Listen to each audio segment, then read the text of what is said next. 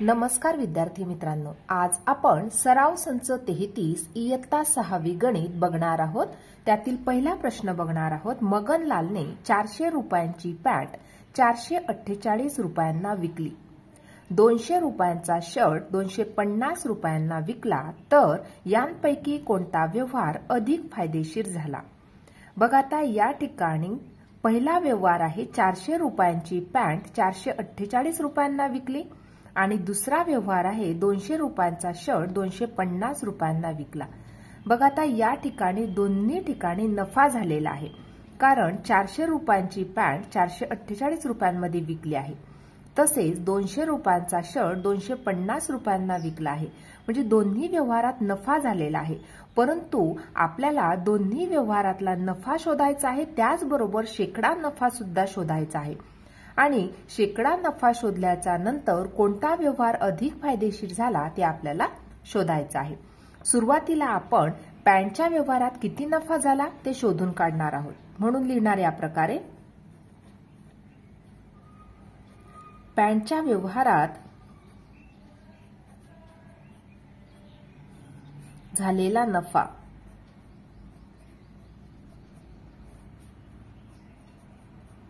नफा आपण शोधून काढतो विक्री किंमत मायनस खरेदी किंमत।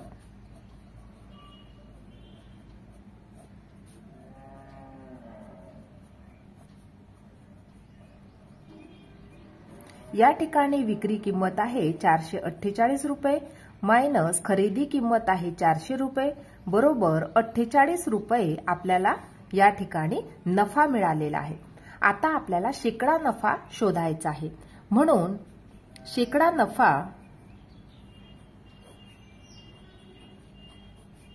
x% झाला असे मानू।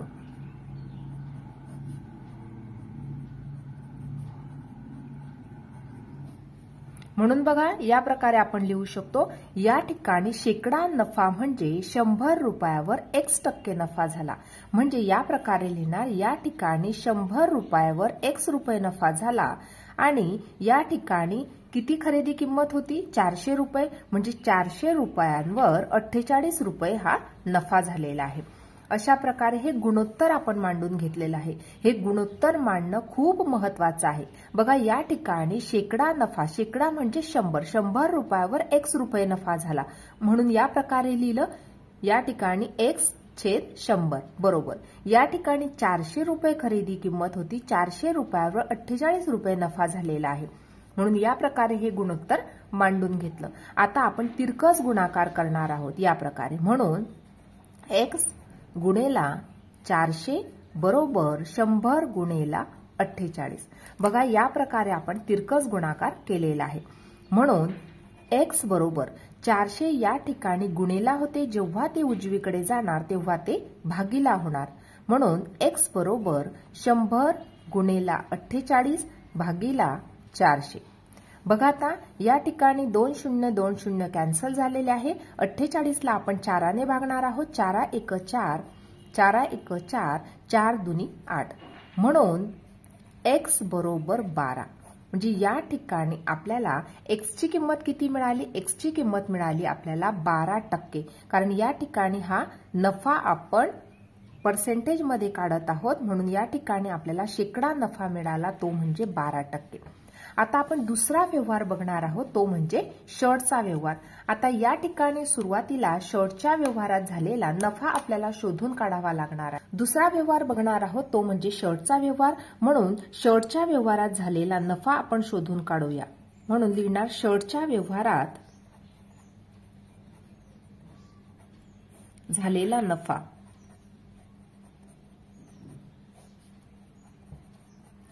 पुन्हा आपण या ठिकाणी तर विक्री किंमत मायनस खरेदी किंमत या सूत्राचा वापर करून, म्हणून या ठिकाणी विक्री किंमत किती होती 250 रुपये वजा खरेदी किंमत होती 200 रुपये बरोबर 50 रुपये आपल्याला या ठिकाणी नफा मिळालेला आहे।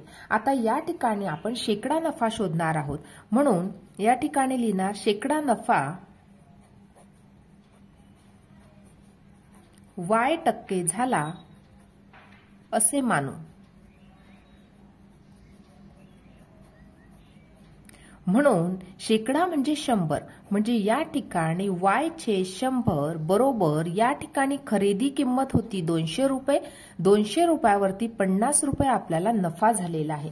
म्हणून या प्रकारे हे गुणोत्तर आपण मांडून घेतलेलं आहे. आता तिरकस गुणाकार करणार आहोत. y गुणेला 200 बरोबर 100 गुणेला 50. म्हणून y बरोबर 100 गुणेला 50 भागिला 200. या ठिकाणी 200 ही किंमत गुणेला होती. जेव्हा ती उजवीकडे आली तेव्हा ती भागीला झाली. या ठिकाणी 2 शून्य 2 शून्य कॅन्सल झाले. 50 या संख्येला जर 2 ने भागलं तर बे एक बे, बे दुनी 4, राहिला 1, बे पंचे 10. म्हणजे y बरोबर 25%. या ठिकाणी आपल्याला दुसरा शेकडा नफा मिळाला तो म्हणजे 25%. पहिल्या व्यवहारामध्ये आपल्याला शेकडा नफा मिळाला तो म्हणजे 12% आणि दुसऱ्या व्यवहारातला शेकडा नफा मिळाला तो म्हणजे 25%. म्हणजे या ठिकाणी हा जो दुसऱ्या व्यवहारातला नफा आहे तो जास्त आहे. म्हणून या प्रकारे आपण लिहिणार. म्हणून शर्टच्या व्यवहारात जास्त नफा झाला.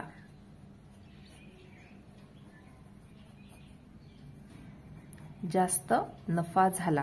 म्हणजे या ठिकाणी विचारला होता कोणता व्यवहार अधिक फायदेशीर आहे, तर शर्टचा व्यवहार अधिक फायदेशीर आहे. या प्रकारे सुद्धा आपण लिहू शकतो. म्हणून लिहिणार शर्टचा व्यवहार अधिक फायदेशीर झाला.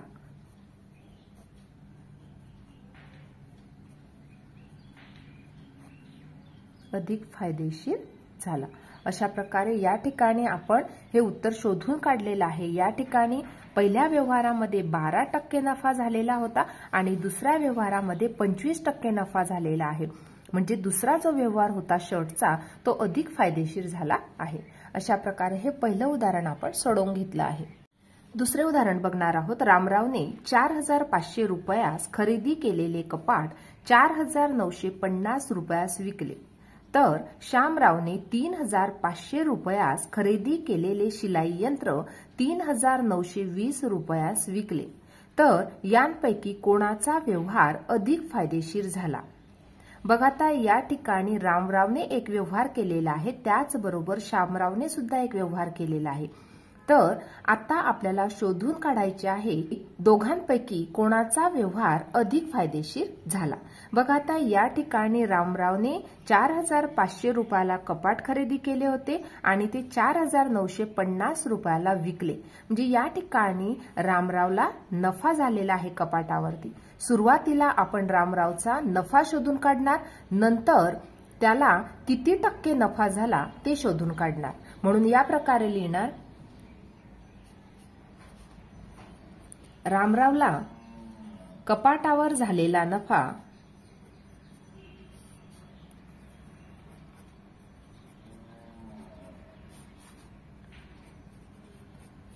बरोबर विक्री किंमत वजा खरेदी किंमत. हे नफा काढण्याचं सूत्र आहे. जर आपल्याला नफा झालेला असेल आणि नफा काढायचा असेल त्यासाठी आपण सूत्र वापरतो ते म्हणजे विक्री किंमत वजा खरेदी किंमत. बरोबर. बघा आता या ठिकाणी ते कपाट त्याने कितीला विकलं? त्याने विकलं 4950 रुपयाला. म्हणजे 4950 त्याची विक्री किंमत आहे आणि खरेदी केलं होतं 4500 रुपयांना. म्हणजे 4500 त्याची खरेदी किंमत आहे. आता आपण करणार आहोत वजाबाकी. 0 वजा 0 0, 5 वजा 0 5, 9 वजा 5 4 आणि 4 वजा 4 0. म्हणजे 450 रुपये एवढा त्याला नफा झाला. आता आपल्याला शेकडा नफा काढायचा आहे. म्हणून रामरावला X% नफा झाला. म्हणजे त्या कपाटावरती त्याला किती नफा झाला हे आपल्याला माहित नव्हतं. म्हणून आपण या प्रकारे लिहिलं रामरावला शेकडा. या प्रकारे लिहिणार रामरावला शेकडा X% नफा झाला. म्हणून बघा आता शेकडा म्हणजे 100, म्हणजे 100 रुपयावरती त्याला X रुपये नफा झाला. त्याचप्रमाणे खरेदी किंमत किती होती कपाटाची? 4500 रुपये आणि नफा किती झाला? 450 रुपये।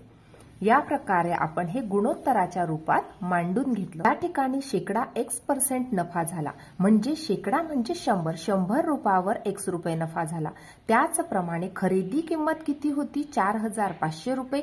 4500 रुपयावर 450 रुपये नफा झाला। अशा प्रकारे हे गुणोत्तराच्या रूपात आपण मांडून घेतलं। आता तिरकस गुणाकार करणार x गुणेला 4500 बरोबर 100 गुणेला 450, म्हणून x बरोबर 100 गुणेला 450 भागिला 4500। या प्रकारे आपण हे मांडून घेतलं। आता या ठिकाणी 2 0 2 0 कॅन्सल झाले। आता 450 ला आपण 45 ने भागणार आहोत। 45 1 45, 45 1 45, 45 0 जा 0, म्हणजे या ठिकाणी x ची किंमत मिळाली आपल्याला 10%। म्हणजे या ठिकाणी रामरावला किती नफा झाला? रामरावला लिहिणार या ठिकाणी रामरावला 10% शेकडा नफा झाला।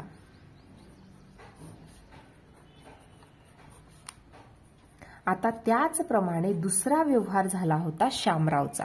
शामरावने 3500 रुपयांना एक शिलाई यंत्र खरेदी केलं होतं आणि 3920 रुपयांना ते विकलं होतं, म्हणून शामरावला सुद्धा नफा झालेला आहे। म्हणून या प्रकारे लिहिणार, म्हणून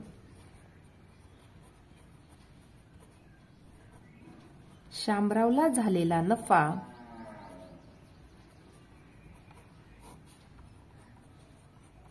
बरोबर या ठिकाणी सुद्धा सूत्र वापरणार, ते म्हणजे विक्री किंमत वजा खरेदी किंमत। आता या ठिकाणी विक्री किंमत किती रुपयांना त्याने ते शिलाई यंत्र विकलं? तर 3920 रुपयांना विकलं आणि खरेदी किती रुपयांना केलं होतं? 3500 रुपयांना। आता दोन्ही संख्यांची आपण वजाबाकी करून घेणार। 0 - 0 0, 2 - 0 2, 9 - 5 4 आणि 3 - 3 0, म्हणजे 420 रुपये त्याला नफा झाला। परंतु हा झाला नफा, परंतु शेकडा नफा किती झाला हे आपल्याला माहित आहे का? नाही। म्हणून आपण या प्रकारे लिहिणार, म्हणून शेकडा नफा y% झाला।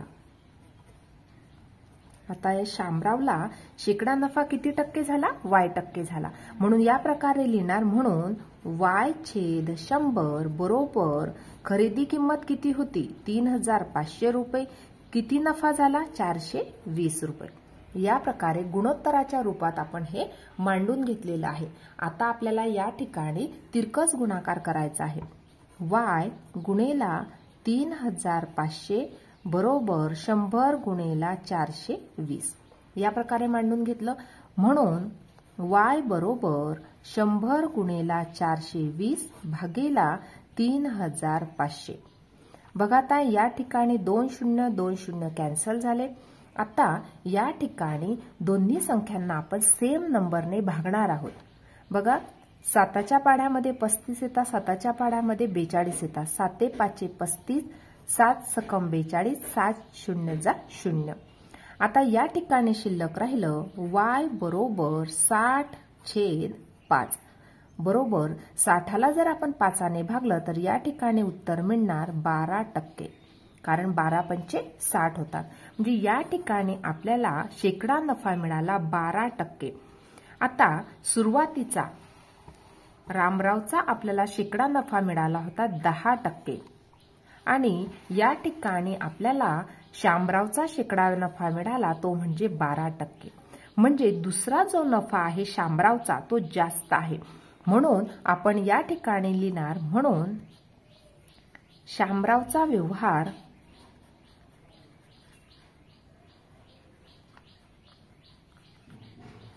अधिक फायदेशीर झाला।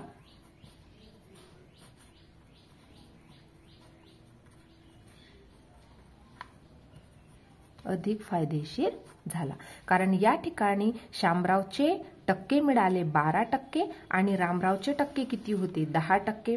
म्हणजे या ठिकाणी रामरावला 10% शेकडा नफा झाला होता, तर शामरावला 12% झाला. म्हणजे शामरावचा शेकडा नफा जास्त आहे, म्हणून शामरावचा व्यवहार अधिक फायदेशीर झाला. तिसरं उदाहरण बघणार आहोत. हनीफने 50 सफरचंदांची एक पेटी 400 रुपयांना खरेदी केली. ती सर्व सफरचंदे त्याने 10 रुपयास एक याप्रमाणे विकली, तर त्याला नफा झाला की तोटा किती टक्के? बघा, आता या ठिकाणी 50 सफरचंदांची एक पेटी आहे. ती त्याने किती रुपयांना खरेदी केली? 400 रुपयांना. म्हणजे 400 रुपये झाली खरेदी किंमत. नंतर ती सर्व सफरचंदे, किती सफरचंदे होती? 50. ती त्याने 10 रुपयांना एक याप्रमाणे विकली. म्हणजे या ठिकाणी विक्री किंमत दिलेली नाहीये. सुरुवातीला आपल्याला या 50 सफरचंदांची विक्री किंमत शोधावी लागणार आहे. म्हणून या प्रकारे लिहिणार आपण. 50 सफरचंदांची खरेदी किंमत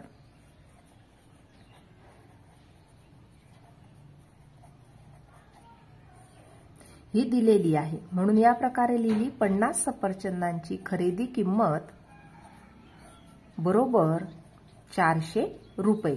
परंतु 50 सफरचंदांची विक्री किंमत किती हे कसे शोधणार? तर या प्रकारे बघा, 50 सफरचंदांची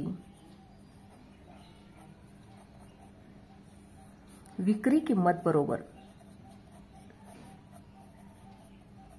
आता त्याने एक सफरचंद 10 रुपयाला याप्रमाणे विकले.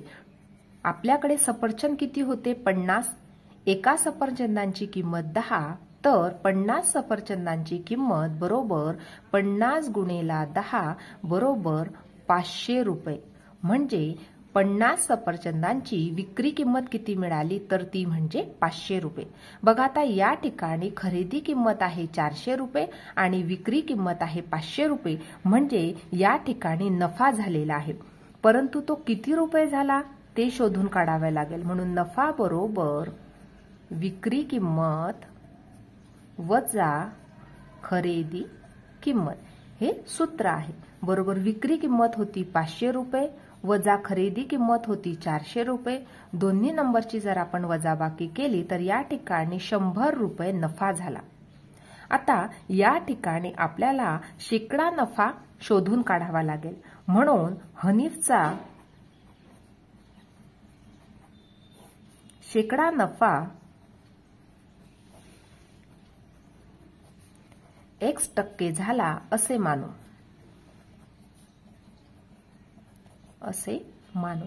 शेकडा नफा म्हणजे 100 रुपयावर X रुपये नफा. म्हणून या प्रकारे लिहिणार 100 रुपयावर X रुपये नफा. या ठिकाणी खरेदी किंमत किती होती? 400 रुपये. 400 रुपयांवर आपल्याला 100 रुपये नफा झाला. म्हणून या प्रकारे गुणोत्तराच्या रूपात आपण हे मांडून घेतलं. आता करणार तिरकस गुणाकार. म्हणून X गुणिले 400 बरोबर 100 गुणिले 100. या प्रकारे हे मांडून घेतलं. म्हणून X बरोबर 100 गुणिले 100 भागिले 400. आता या ठिकाणी 2 शून्य 2 शून्य कॅन्सल झाले. X बरोबर 100 भागिले 4.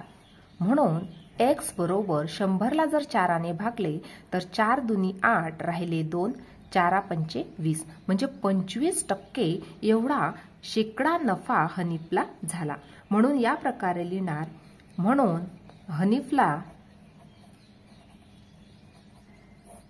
शेकडा 25% नफा झाला. अशा प्रकारे या ठिकाणी आपण हे उदाहरण सोडवून घेतलं आहे. अशा प्रकारे आज आपण सराव संच 33 इयत्ता 6वी गणित पूर्णपणे सोडवून घेतला आहे. आजचा व्हिडिओ कसा वाटला ते नक्की कॉमेंट करून कळवा आणि व्हिडिओला लाईक, शेअर आणि सबस्क्राईब करायला विसरू नका मित्रांनो. धन्यवाद.